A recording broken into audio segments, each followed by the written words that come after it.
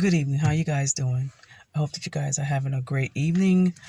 I heard that they finally released the body cam footage of the shooting of Anthony Thompson Jr. And I have not looked at it. I don't plan on looking at it. Honestly, I don't look at videos of people getting killed. It's just not something that I take pleasure in doing. It's unnecessary for me to do so I don't. I didn't see George Floyd's murder video. I didn't see Tamir Rice's.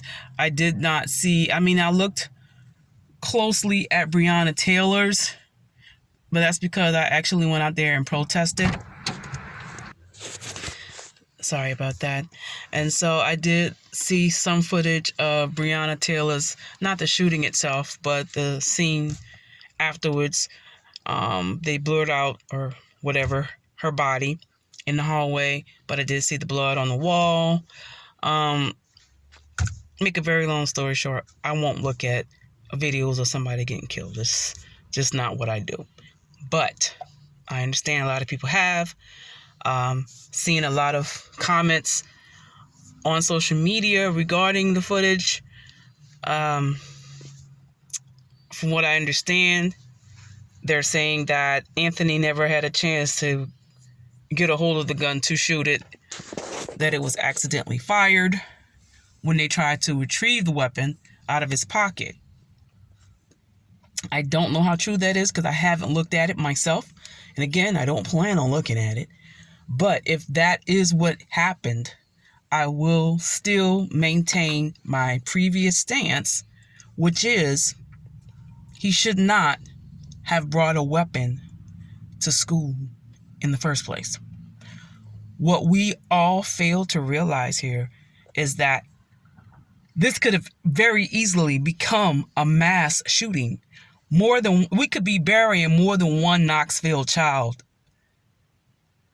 It's only one child that perished in this incident. And that child perished pretty much because of the choices that he made. He brought the weapon to school, and how ironic it was the very weapon he brought to school that was used to kill him. So this is a very hard lesson hopefully for a lot of Knoxvillian children and kids and young adults. You are not old enough to be strapping. I know people make it look cool. Your parents, your grandparents, your aunts, your uncles, whatever may be packing. This is a state that does allow that if you do it legally, if you have a permit or whatever. But you can't do it if you're underage. And you definitely cannot bring it to school. And I hope that this is a lesson for you. Okay? Do not bring weapons to school. And if you're grown up, do not bring weapons to the workplace. There's even with this being a open carry state, whatever they want to call it, there are still some places where it is forbidden to carry weapons. You can't carry a weapon everywhere you want to go. And we can't get mad at this police officer. We can't get angry with this police officer for doing his job. What if you were bearing 5 or 6 children instead of 1? And I want to know what was he hoping to accomplish by bringing a weapon to school? What was he hoping to accomplish by bringing a weapon to school? He had a conversation with his girlfriend's mother, and the girlfriend's mother did call the police because they did have an argument / fight, scuffle, whatever you want to call it, earlier that day. So what? Oh, I'm gonna get strapped. The police are calling you. You know that the police are coming for you to the school, and you're gonna go get a weapon? So yeah, they're gonna perceive that as a threat, and they're gonna respond to you. He escalated the situation by going and get a weapon instead of saying, you know what, I was wrong for putting my hands on that girl. So I'm going to face my consequences like a man. And if they come for me at the school, I'm just going to go with them and deal with whatever I have to deal with. He would have survived that because I don't believe that the SROs or KPD or any of the police officers that were security or whatever that were involved in that incident that day were not interested in hurting or harming him. They were wanting to make sure that the rest of the kids at the school were safe, that Alexis would be safe. But he went got a weapon, and he brought it to school knowing he's not supposed to do that. And his own family has said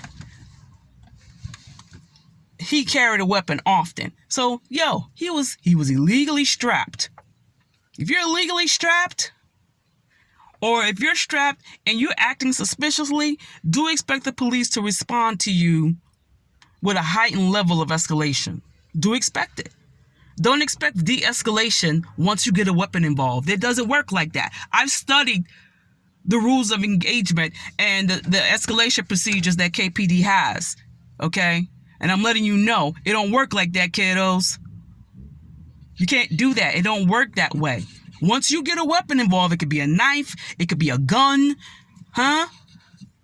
it could be a machete or whatever. My son's laughing at me, but I'm dead serious. Once you get a weapon involved, you are escalating that situation, and the police are going to bring it to another level. Up to and including shoot to kill. In my own encounter with Knox County Sheriff's Office 3 or 4 years ago, someone had ran into someone else. It was a hit and run situation, and they fled the scene of the hit and run, and they dropped a weapon at the scene of the head-on collision, hit and run collision, or whatever. I was walking to work. When they stopped me, and they had the guns pulled on me and told me to get on the ground and handcuff me, if I had been packing a weapon, I would not be here today. Because I promise you, when they got me under that tunnel on High School Avenue, they weren't going to sit there and be like, oh, have you seen such and such and such? Do you know anything about this head-on collision? No, they saw a weapon. And again, when a police officer sees a weapon of any kind, they're going to take it to the next level, people. And it doesn't matter if you're black or white. Y'all remember that girl who had had some kind of mental health crises? And she came at the police officer, buck naked, with a knife? They killed her. White girl. So y'all sitting here pushing this narrative and got Crump here. So, with all that and pushing up this racist thing, this is not a racist killing. This is not excessive use of force. That young man escalated the situation when he had somebody smuggle a gun into the school or when he brought it in himself. Period. Still the same, still my same stance that I've been saying. I'm going to keep saying that, and I'm hoping that somebody's child will listen so that we don't have to bury no more children. Put your guns away. Give the guns to the grown-ups. As a matter of fact, KPD, KCSO, y'all need to have a gun drive. Yeah, I don't need to have no guns. How about that? Have a gun drive. Have everybody just drop off their guns. And that's right. Drive that up. Kids don't need guns. And kids, you need to get rid of your weapons. Put your weapons away. Give them away. Give them to your parents. Give them to your grandparents. Stop stealing your grandparents' weapon. You don't need to be walking around here strapped. You're going to get yourself killed. Okay? It is not that serious. Nobody's out to get you unless you're doing the wrong thing. Now, if you have any intentions of doing the wrong thing, then you deserve to get shot.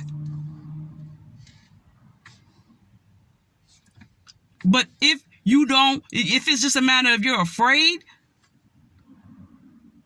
God has not given us a spirit of fear, but of power, of love, and of a sound mind.